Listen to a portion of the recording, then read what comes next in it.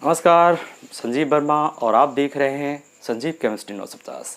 आज हम बात करने वाले हैं डाइजेस्टिव सिस्टम से रिलेटेड डाइजेस्टिव ग्लैंड्स की। आपको बता दें, हमारे शरीर में बहुत सारी छोटी बड़ी डाइजेस्टिव ग्लैंड्स होती हैं जिनसे डाइजेशन या डाइजेस्टिव जूस निकलता है। इस डाइजेस्टिव जूस में विभिन्न प्रकार के एंजाइम्स मौजूद रहते हैं जो हमारे भोजन को पचाने का कार्य करते हैं। तो सबसे पहले हम कुछ महत्वपूर्ण डाइजेस्टिव ग्लैंड्स के बारे में जानना चाहेंगे। तो सबसे पहले मैं आपको बता दूं, डाइजेशन की क्रिया हमारे बक्कल कैविटी से ही स्टार्ट हो जाती है, क्योंकि बक्कल कैविटी में 3 जोड़ी लार ग्रंथियां होती हैं। 3 जोड़ी लार ग्रंथियां होती हैं। इनके नाम कुछ इस प्रकार हैं। नंबर 1, पहली सब लिंगुअल। नंबर 2, सब मैक्सिलरी ग्लैंड्स। और नंबर 3, पैरोटिड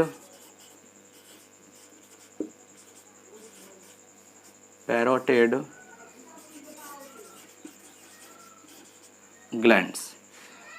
इनको कहते हैं अधोजिह्वा ग्रंथियां, इन्हें कहते हैं अधोहनु ग्रंथियां और इन्हें कहते हैं कार्डपूर्व ग्रंथियां। आपको बता दें, इन तीनों से निकलती है लार। लार में 3 तरह के तत्व मौजूद रहते हैं। 3 तरह के तत्व मौजूद रहते हैं। Number 1, lysozyme. Number 2, ptyalin. और नंबर 3, म्यूसिन।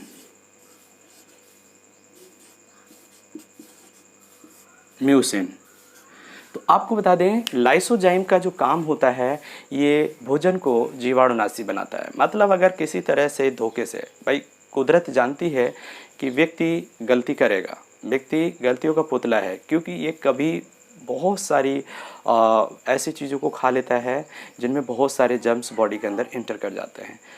बच्चों को आपने देखा होगा, किसी भी चीज़ को ज़मीन पर गिरा देते हैं, उठा के खा लेते हैं, तो आपको पता होना चाहिए बहुत सारे माइक्रो ऑर्गेनिज्म होते हैं जो उस खाने में लग जाते हैं। ये सारे ऑर्गेनिज्म जब बॉडी के अंदर जाते हैं, तो जैसे ही वो बच्चा अपनी बक्कल कैविटी में उस खाने को चबाता है, तो उसमें लार मिल जाती है। और लार में जो लाइसोजाइम होता है, ये उसमें से आए हुए हार्मफुल जीवाणुओं को नष्ट कर देता है, जिससे हमारा खाना बच्चे के शरीर में किसी तरह का कोई इन्फेक्शन नहीं डाल सकता है। साथ ही साथ इसमें जो टाइलिन नामक एंजाइम होता है, ये हमारे स्टार्च को पचाने का काम करता है। ये स्टार्च को शर्करा में बदल देता है। आपने देखा होगा कि बहुत बार हम जब रूखी रोटी खाते हैं, तो रूखी रोटी को जब हम मुंह में काफ़ी देर तक चबाते रहते हैं, नतीजा ये लगता है कि वो रोटी मीठी लगने लगती है। मीठी लगने की वजह यही होती है कि उसमें रोटी में जो स्टार्च रहता है, वो स्टार्च टाइलिन की वजह से शर्करा में चेंज हो जाता है और शर्कराएँ स्वाद में मीठी होती हैं, सो रोटी मीठी लगने लगती है।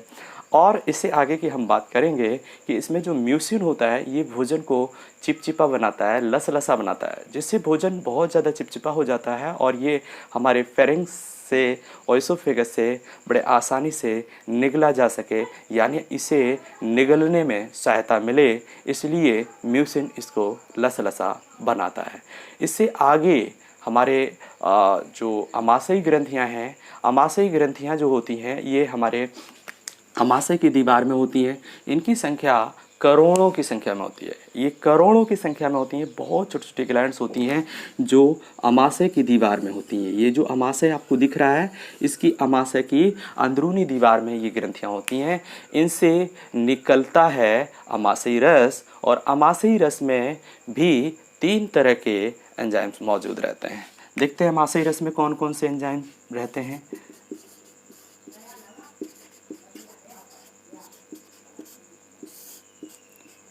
पहला निकलता है HCl और दूसरा निकलता है पेप्सिन और तीसरा निकलता है रेनिन। तो HCl क्या करता है, HCl भी इन केस अगर मान लो बक्कल कैविटी में कभी लार नहीं मिलती, हम बहुत जल्दबाजी में खाना खा लेते हैं, तो वो खाना जिसमें कि जीवाणु मिले हुए हैं या जीवाणु होने की संभावना है, तो वो स्टमक में जैसे ही प्रवेश करता है तो स्टमक से HCl निकलता है। HCl जो होता है वो खाने को जीवाणु नाशी तो बना ही देता है, हालांकि HCl है तो कोरोसिव होता है तो जीवाणुओं पर इफेक्ट तो डालेगा। वैसे इसका कोई काम ये नहीं होता है, क्योंकि HCl जो होता है वो यहाँ एक्टिव फॉर्म में पेप्सिन को लाता है, क्योंकि पेप्सिन यहाँ पर जो होता है वो इनएक्टिव होता है। इनएक्टिव पेप्सिन को एक्टिव करने का काम HCl का होता है। इनएक्टिव पेप्सिन को एक्टिव पेप्सिन में बदलने का काम HCl का होता है। साथ ही साथ आपको बता दें, ये पेप्सिन जो होता है वो प्रोटीन को पचाता है। किसको पचाता है? प्रोटीन को पचाता है। प्रोटीन, ये प्रोटीन को पचाता है। और रेनिन ये दूध के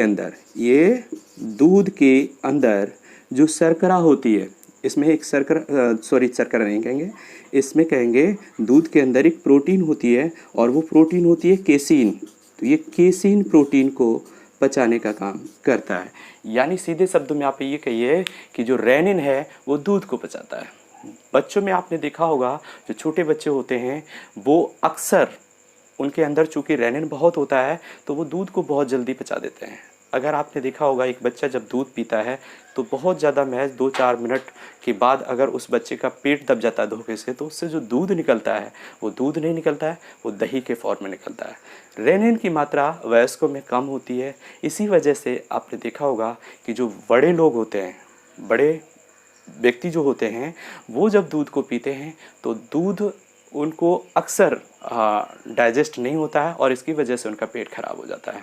तो इस तरीके से आप समझ पा रहे हैं कि जो हमारे स्टमक से 3 तरह के तत्व निकलते हैं, उनमें HCl जो होता है, कभी कभी जब हम बहुत ज़्यादा खाना खा लेते हैं तो बहुत ज़्यादा खाने में जब बहुत ज़्यादा HCl स्रावित हो जाता है तो उसी को हम लोग एसिडिटी कह देते हैं और एसिडिटी में हमें खट्टी डकारें आती हैं। आशा करते हैं ये वीडियो आपके समझ में आया होगा। अगर समझ में आया है तो लाइक करें, कमेंट करें, शेयर करें और अगर हमारे चैनल पर पहली बार हैं तो हमारे चैनल को सब्सक्राइब करें। धन्यवाद।